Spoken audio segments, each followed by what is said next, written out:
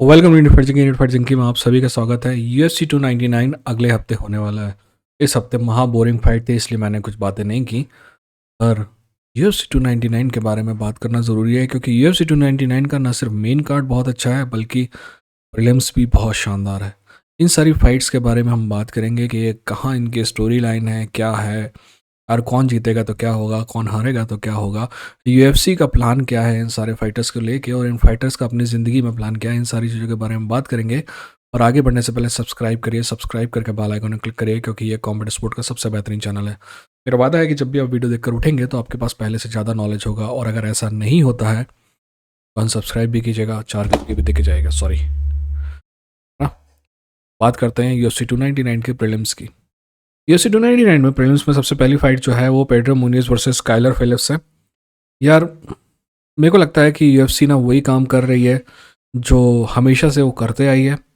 और actually UFC का नहीं, मतलब ये पूरी एक प्रकार से कहेंगे कि ये जो स्पोर्ट्स है ना, कॉम्बैट स्पोर्ट के जो सफल स्पोर्ट है ना, एक प्रकार से कहा जाए तो प्रो रेसलिंग को भी आप कॉम्बैट स्पोर्ट के एक सफल स्पोर्ट मान सकते हैं, और एक प्रकार से कहा जाए तो UFC तो है ही है। इन दोनों का जो नियम है ना, बहुत सिंपल सा नियम है एक, कि यहाँ पे यंग एंड हंग्री लायन को ना ओल्ड एंड टायर्ड लायन जो है वो खिला दिया जाता है। यानी कि नया स्टार बनाने के लिए बीते हुए समय के स्टार का उपयोग किया जाता है। मेरे ख्याल से यहीं पे पेड्रो मुनियज वर्सेस काइलर फिलिप के साथ हो रहा है। काइलर फिलिप को UFC चाहती है स्टार बनाना, और उसके लिए कोई एक आध मार्की विन चाहिए। उसके लिए जो सिंपल सी बात है वो है आपके पेड्रो मुनियज।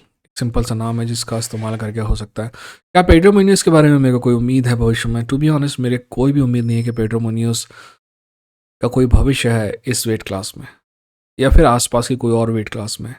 पेड्रो मुनियज का वो समय जब वो कुछ बन सकता था, कुछ करके दिखा सकता था, वो समय जा चुका है। और अब पेड्रो मुनियज बस अपने रिटायरमेंट के पहले ज़्यादा से ज़्यादा पैसा इकट्ठा करने का काम कर सकता है। और जब वो पैसा इकट्ठा कर रहा है ना, तो वो ये भी नहीं कर सकता कि वो किसी फाइट के लिए मना करे, क्योंकि अगर वो मना करेगा तो UFC उसको कट करने में 2 मिनट भी नहीं लगाएगी। इसलिए चाहे काइलर फिलिप्स वाली फाइट हो, चाहे कोई और फाइट हो, पेड्रो मुनियज उस स्थिति में बिल्कुल भी नहीं है जहाँ पे वो किसी फाइट को मना कर सके, क्योंकि पेड्रो मुनियज का जो स्टार वैल्यू है वो उतनी है ही नहीं।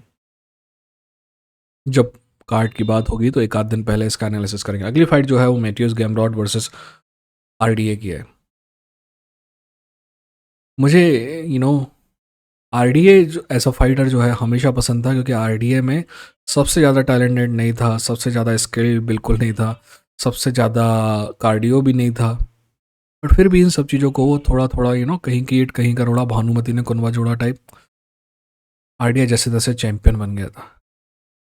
ना सिर्फ वो 155 का चैंपियन बना, बाकी 170 में जाने के बाद इंटरिम चैंपियनशिप तक गया।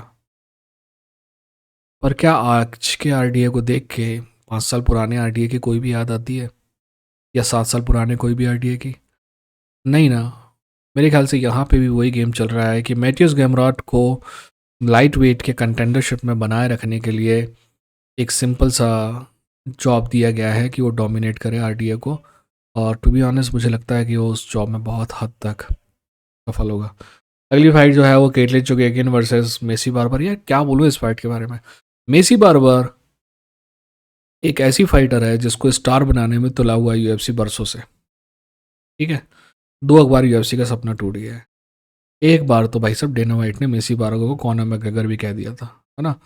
तो हाँ, जॉन जोन्स से कंपेयर कर रहे थे सबसे कम। और मेसी बार बार अपने आप को जॉन जोन्स से कंपेयर करती थी कि बोले कि सबसे कम उम्र में चैंपियन बनना है। हमारे यहाँ जब ऐसा कोई बोलता है ना, मैं ऐसा करूँगा, मैं ऐसा वैसा करूँगा, तो हमारे यहाँ वाले बोलते हैं कि पिछवाड़ा छू के देख, ठंडा है कि गर्म पहले। तो ऐसा लगता है कि मेसी बार बार ने अपना पिछवाड़ा छू के देख लिया है कि ठंडा है गर्म, और अभी वो पिछली 2-3 फाइट से ठीक ठाक कर रही है। मेसी बार्बर को मैं हमेशा याद रखता हूँ हवा में पंच मारने के लिए। मेरा मानना है कि मेसी बार्बर अगर 10 पंच मारती है ना, उसमें 7 हवा में मारती है। एनीवेज, इसके बारे में नहीं, इसके बारे में कोई एनालिसिस नहीं करने वाला यार, मैं इतने फोकट नहीं है अपन, तो इसके बारे में खुद दिमाग लगाओ। अगली फाइट जो प्रीलिम्स में है, जो मेन इवेंट है प्रीलिम्स का, वो है कर्टिस ब्लेड वर्सेस जिल्टन अल्मेडा। पता है आपको, इस फाइट में कर्टिस ब्लेड एक ऐसा आदमी है जो एक जो वनरेबल है पंचेस के खिलाफ। मतलब जो हार्ड कोर पंचर होते हैं ना उनके खिलाफ वनरेबल है। अदरवाइज ना सिर्फ ये आदमी चैंपियनशिप के लिए फाइट, आप क्या पता कर सकते हो कि ये आदमी आज तक चैंपियनशिप के लिए फाइट नहीं किया है भाई, चैंपियनशिप के लिए भी। बाकी सारी बातें तो छोड़ दो आप। और हारा किससे है? हारा किससे है? इनगानू से 2 बार, कर्टिस ब्लेड से 1 बार, और सरगेई पाव्लोविच से, टॉप के उससे फाइटर से हारा है। तो आई थिंक ये डिजर्व तो कम से कम, और एक बार भी टाइटल्स के लिए फाइट नहीं किया है। टाइटल हारने की तो छोड़ो, टाइटल के लिए फाइट नहीं किया है।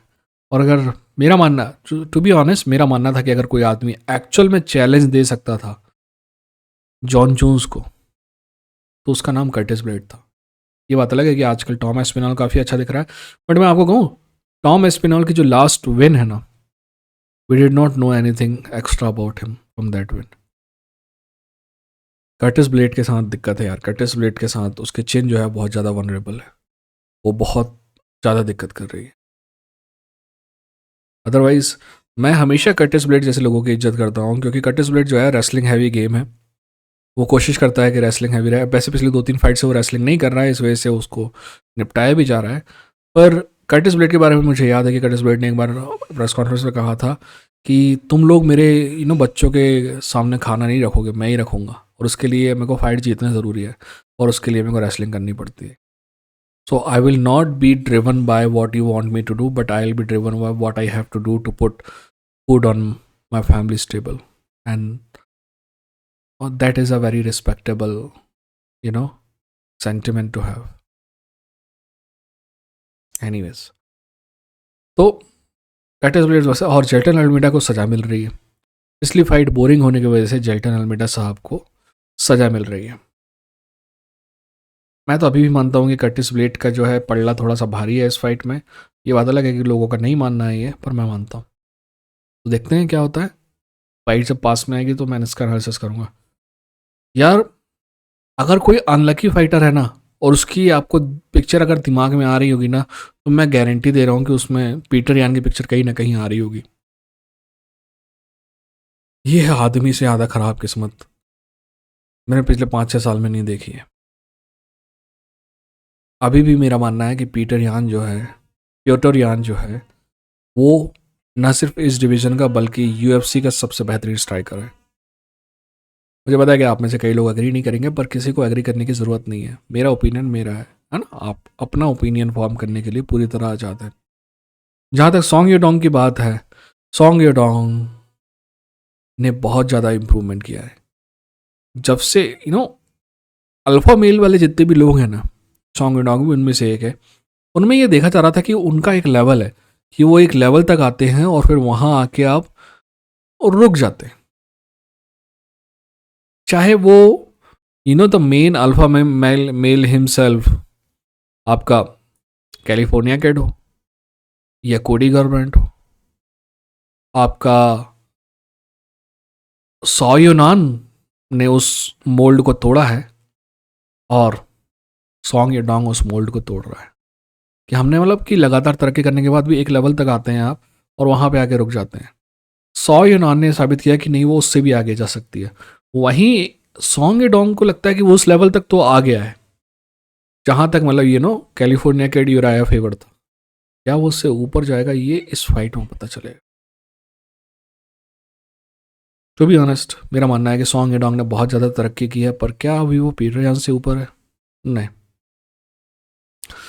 Gilbert Burns versus Jack Della मेडलिना, यहाँ पे दोनों लोग जो है यहाँ पे परफेक्ट तरीके से एक दूसरे के सामने खड़े हैं, और दोनों अपनी अपनी इच्छा पूरा करना चाहते हैं।